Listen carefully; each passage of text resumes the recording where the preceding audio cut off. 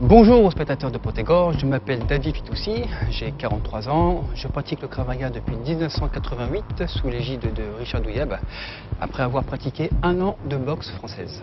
Alors j'ai commencé le Krav Maga en milieu communautaire, donc ce qu'il faut savoir effectivement c'est que initialement, lorsque le Krav Maga est arrivé officiellement en France, il se développait essentiellement au sein de la communauté juive, étant un art martial d'origine israélienne. Donc depuis 1988, en fait, le Krav Maga n'a pas tant évolué que ça, d'un point de vue des techniques. Les techniques ont naturellement été modernisées pour certaines, mais disons que l'essentiel technique est resté le même. Le socle est resté le même et toujours fidèle aux principes qui ont été édictés par Imi Liatenfeld, le créateur du Krav Maga. Ceci étant, ce qu'il faut savoir, c'est que l'approche par rapport à laquelle on enseignait le Krav Maga a, elle, par contre, un peu évolué. Elle a évolué notamment grâce ou à cause, je préfère dire grâce à des compétitions comme l'UFC par exemple, qui nous ont apporté un éclairage supplémentaire par rapport à la discipline que nous pratiquions à la base. Ce qu'il faut savoir, c'est que lorsque l'UFC est arrivé en France au milieu des années 90, on nous prenait déjà pour des chiffonniers, entre guillemets. Ça nous faisait doucement sourire naturellement. Donc on faisait déjà ce qu'on appelle du combat de rue, ce qu'on appelle vulgairement du combat de rue en tant que pratiquant de Krav Maga.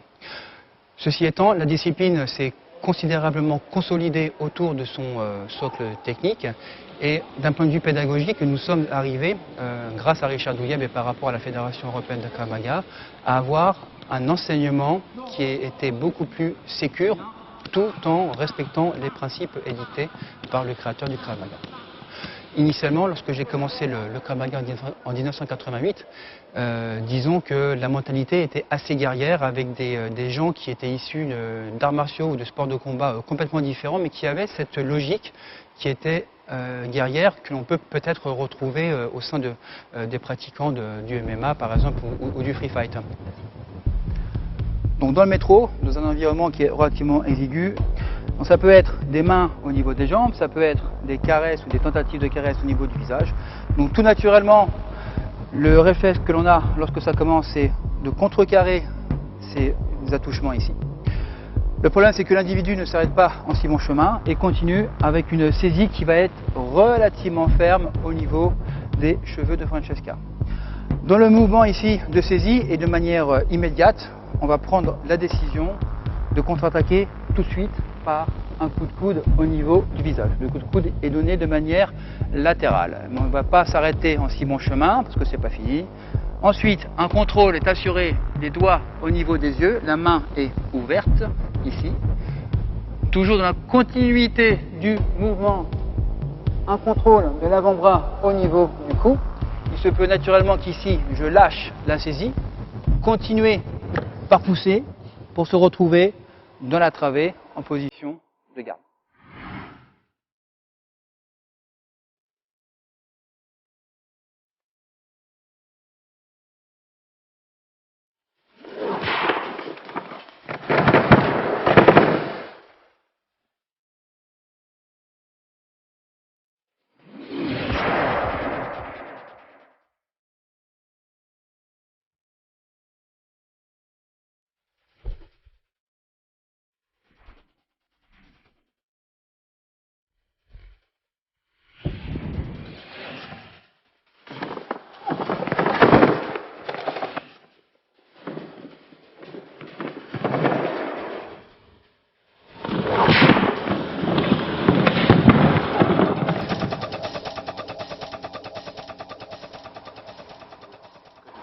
Quand je vois David, oui, il faut être acteur, parce que lui, il maîtrise effectivement ce jeu.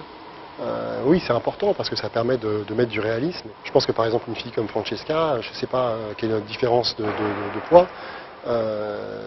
bien sûr qu'elle a ses chances. Elle a ses chances si elle est capable de réagir très vite, et effectivement de faire mal très vite. Il faut travailler l'agressivité, leur faire comprendre qu'elles sont en train de se faire agresser. Donc c'est pas de l'agressivité gratuite, c'est une réponse à une agression. C'est pour ça qu'on travaille avec des PAO aussi pour qu'elles se lâchent et pour qu'elles apprennent, oui, à être agressives quand il faut.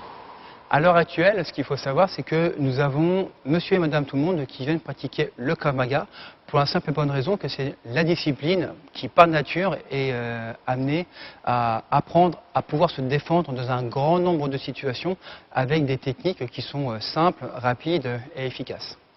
Que les techniques soient simples, rapides et efficaces, ça ne signifie pas, pour être un bon pratiquant de Krav Maga, pour être une personne qui arrive à se défendre très très efficacement dans la rue, ça ne signifie pas de faire juste quelques mois de Krav Maga. Il faut en faire pendant des années et des années pour apprendre à développer des réflexes qui vont devenir instinctifs et naturels pour pouvoir se défendre dans n'importe quel type de situation.